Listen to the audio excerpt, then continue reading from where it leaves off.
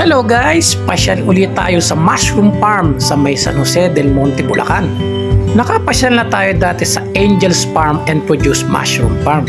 Kaya kung hindi nyo napanood yung dati kong video, tara! Ayan, binubulok po muna yan. Ito po. May halo na to kuya, wala pa eh no? Bali, pag nabulok na, saka nyo hahaluan. Ito. Oh, may tumutubo na ditong mushroom oh. Oh, pagka ganyang may tumutubo ng mushroom, ibig sabihin pwede na yan, no? O kaya lang ibang klaseng mushroom yan. Tapos kailan nyo haluan to pagkabulok na, di ba? 1 month. Ito yung mga reject. Ayan.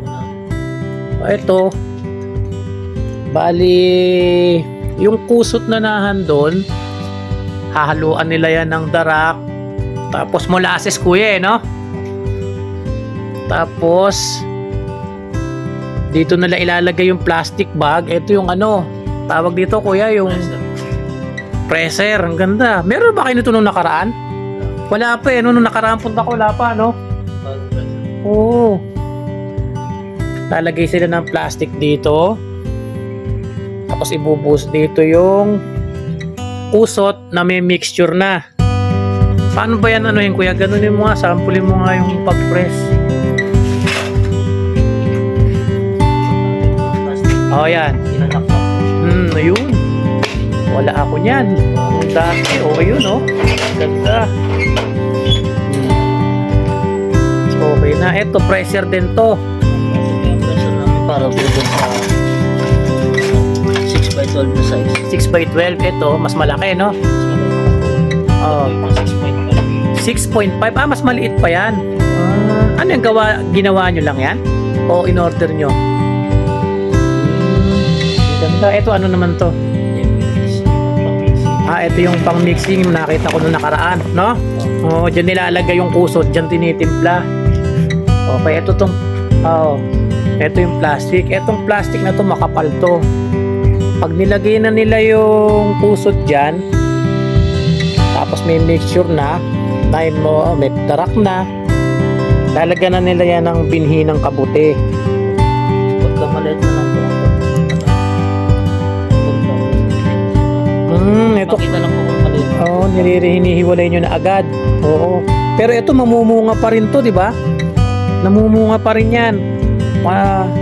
Kahit may mga kontam ng konti yan. Kaya lang hindi na ganun kaganda. Hindi katulad nung walang kontam talaga.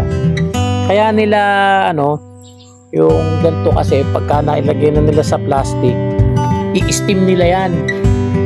Doon sa kanilang, tawag yung boiler ba yun, kuya? Dito yung kuya. Yan. Bali, bago nilagyan nila ng binhi, bago lagyan ng binhi, aanuhin nila dito ni steam, di ba? Oh, yan. Yan, dyan nilalagay yung pinakita natin kanina, yung fruiting bag, tawag doon fruiting bag eh. Tapos i-steam, ilang oras yung ini-steam yan kuya? 9 hours. Ayan, ito.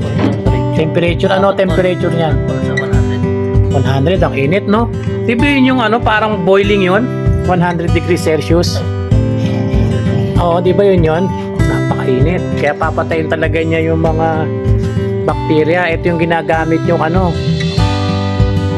yung crudo? Use oil nga pala. Oo, use oil yan, oh. Oo, yan. Ito, yan. Tapos pagka na-steam na nila, lalagyan na nila ng binhi ng kaputi. Wata isa. Ito, ano itong mga to? Mga pinapagapang pa. Tapos, ayan. Ngayon, gagapang yan. Dito nila lalagay sa, may merong bunganga yan eh. Lalagay nila yan, tapos tatakpan ng bulak. Bulak ba nilalagay nyo, kuya? Tapos, etong na to, mamumuti ito. Ayan, namumuti na. Nakikita nyo, mga kaamag, oh. Ayan, mamumuti yan. Ito, ayan, tinatakpan yan para hindi pumasok yung mga contaminants. Tapos, kakainin na ng amag yan. Ayan, ang ganda, oh. kapag ka konti na lang yung hindi part na puti, ibig sabihin, mamalapit ng mamungay. Usually, mga 1 month yun, di ba kuya? Oo, 1 month. Oo.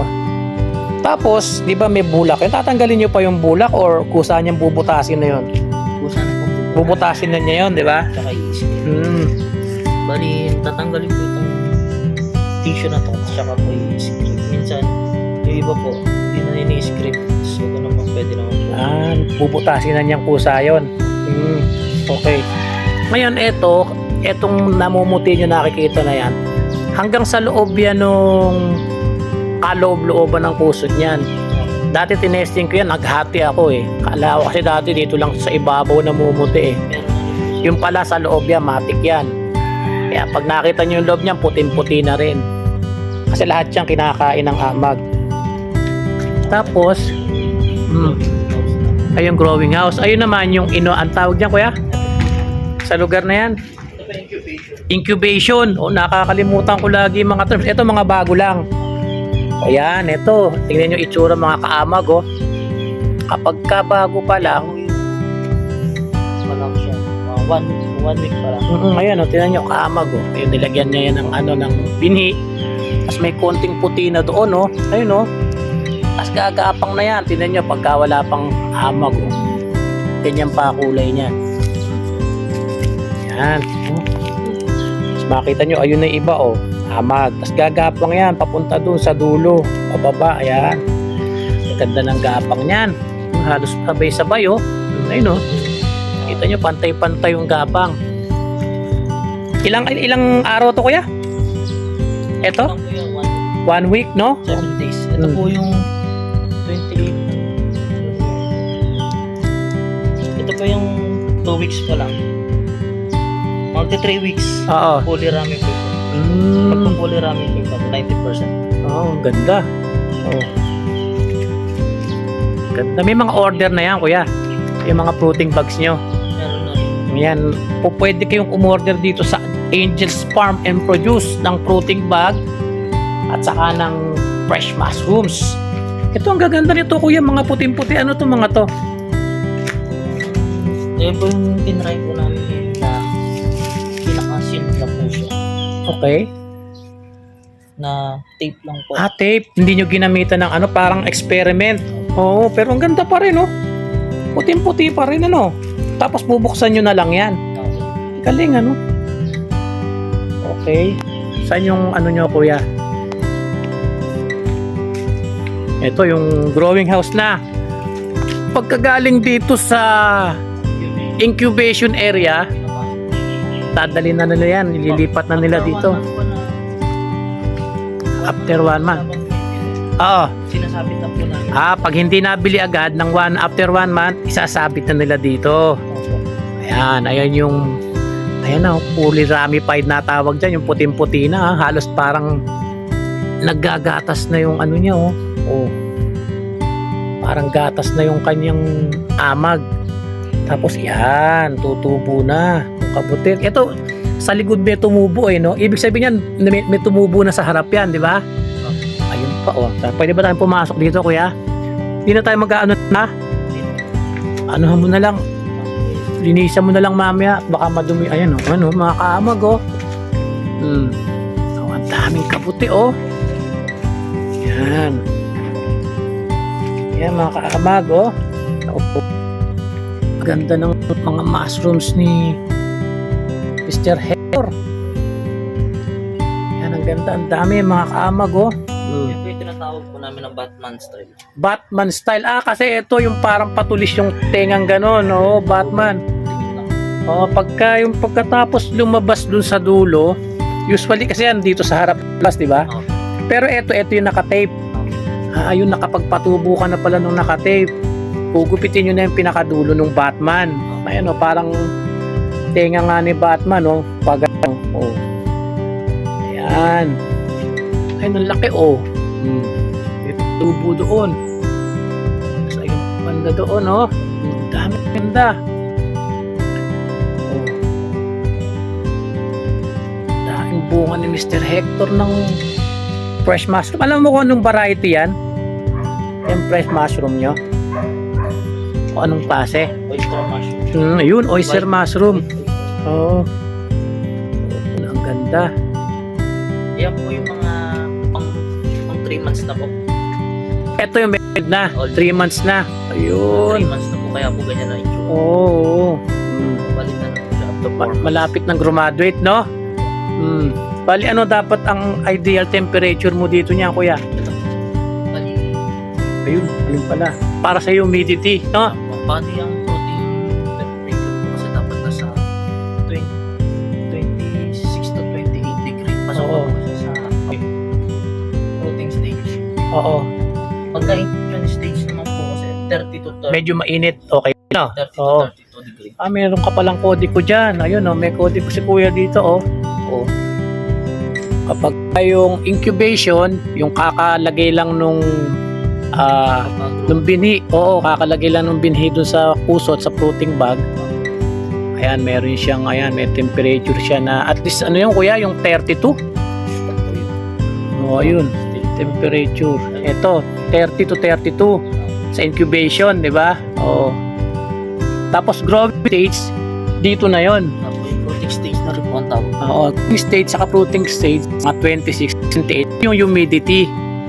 Ayun, temperature. Oo, yun, tama, temperature. Ano yung humidity niya? 8% ba?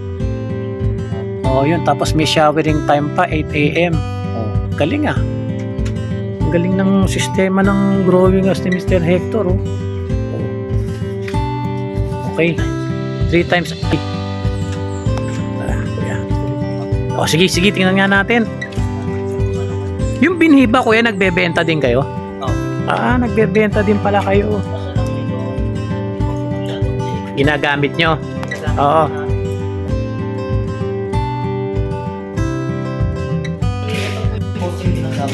Ito. Binababad po namin siya ng Clorox para Mamatay yung mga ma-disinfect, no? Okay. Sa bote ng ketchup sila naglalagay ng binhi. Okay. Dyan yung office. Tanggalin ko kaya sapatos ko. Okay. Oo, dito yun. Ipapasok yung kamay. No?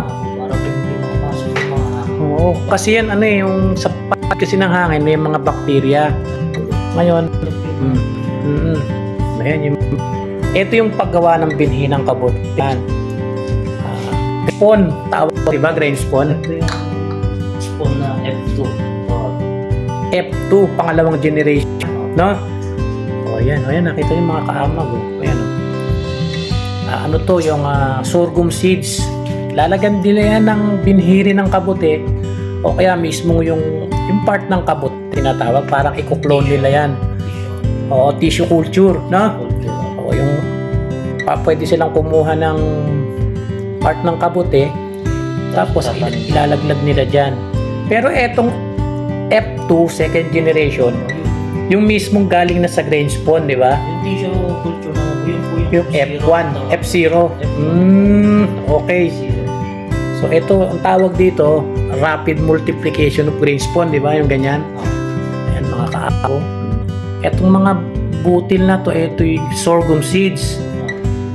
I-steam din nila yan para mapatay yung bakterya, tapos kakain niya ng amag.